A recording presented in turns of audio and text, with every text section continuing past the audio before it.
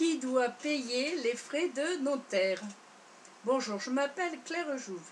J'aide les personnes en reconversion professionnelle à devenir agent immobilier mandataire confirmé à l'aide d'un coaching et faire rapidement 3 ventes par mois.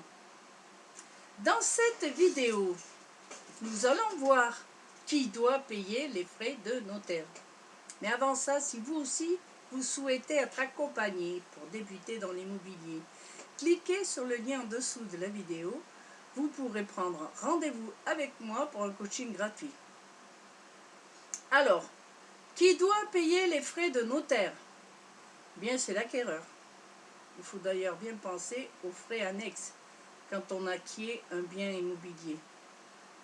Ces frais sont composés des impôts et taxes et prestations de notaire.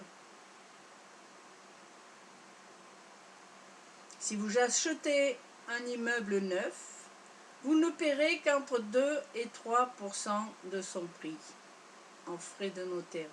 Par contre, oui, c'est la loi Macron qui est entrée en vigueur depuis le 1er mai 2016. Avant, c'était 3 à 4%. En revanche, si vous achetez un immeuble ancien, vous devrez payer entre 7 et 8% de frais de notaire.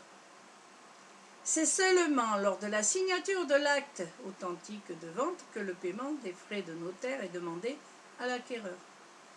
Le montant alors versé pour les frais de notaire n'est qu'une estimation.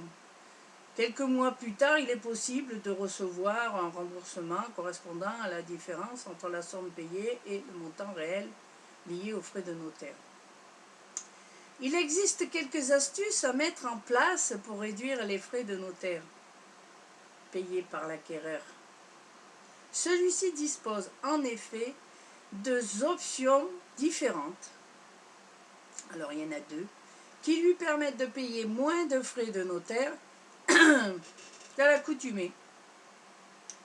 C'est ventiler le montant du mobilier du prix d'achat du bien immobilier. Immobilier, on s'y perd. Ainsi, les frais de notaire seront calculés uniquement sur le prix du bien et non pas sur celui de l'immobilier. Attention, tout n'est pas compris dans le mobilier. Et cela implique que le propriétaire laisse du mobilier dans les lieux.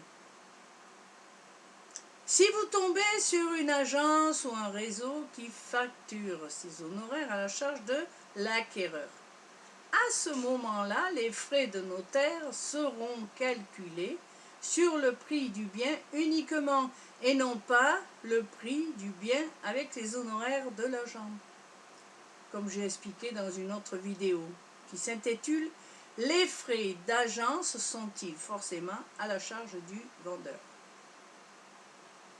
Ceci dit, le vendeur lui aussi est redevable de certains frais qui n'ont rien à voir avec les frais de notaire, mais dont il doit s'acquitter, s'il veut faire la vente.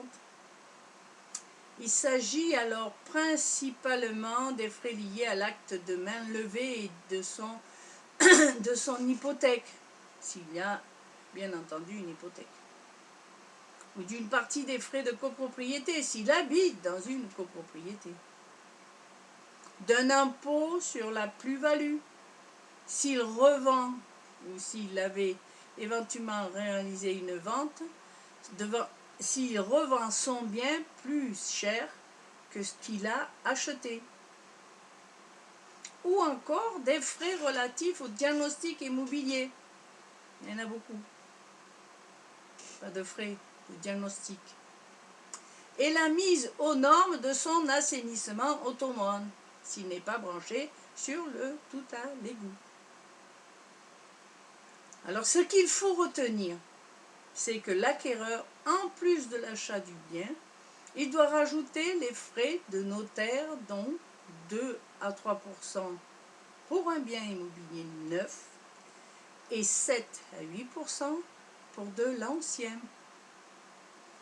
Avant de se quitter, je vous rappelle que si vous aussi vous êtes intéressé pour devenir agent immobilier mandataire, vous pouvez profiter de mon aide en cliquant sur le lien ci-dessous.